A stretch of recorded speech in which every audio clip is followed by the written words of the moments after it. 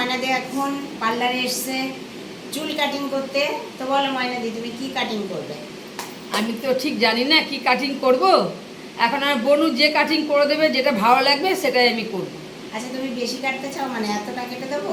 না, অতটা কেটো না, অতটা আচ্ছা, কেটো না, এটুকু আরেকটু বড়। এটুকু না না, আরেকটু না, ও, অত ছোট, আচ্ছা, আরেকটু আচ্ছা, আরেকটু মানে কাটো বেশি করে। এই যে এইটুকু কাটবো, তার মানে ময়নাদি আমার উপর ছেড়ে দিয়েছে, আমি ময়নাদিকে ডিপিউ করে দিচ্ছি, কারণ ময়নাদি বেশি চুল কাটিং করবে না, মানে কাটবে না, আবার দেখতেও ভালো লাগে, দেখতে ভালো লাগা চাই। সেরকম ঠিক। তো যাই হোক, তাহলে ময়নাদির জন্যে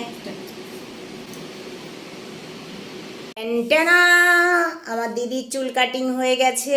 এই যে ডিপিউ কেটে দিয়েছি দিদিকে। তো এখন দিদি দেখুক, দেখে বলবে কেমন হয়েছে তোমার কাটিং। মানে আমি তো জানি না চুলের কাটিং কি হয়েছে, আমি দেখছি ভালো হয়েছে, কিন্তু এখন সবাই যদি বলে ভালো তাহলেই ভালো। তো যাই হোক, আপনাদের উপর ময়নাদি ছেড়ে দিয়েছে। ছেড়ে দিয়েছে, আমি কিছু জানি না, আমি কিছু জানি না। অবশ্যই বলবেন, আপনারা কমেন্টস করে জানাবেন দিদির চুল কাটিং কেমন হয়েছে। টাটা।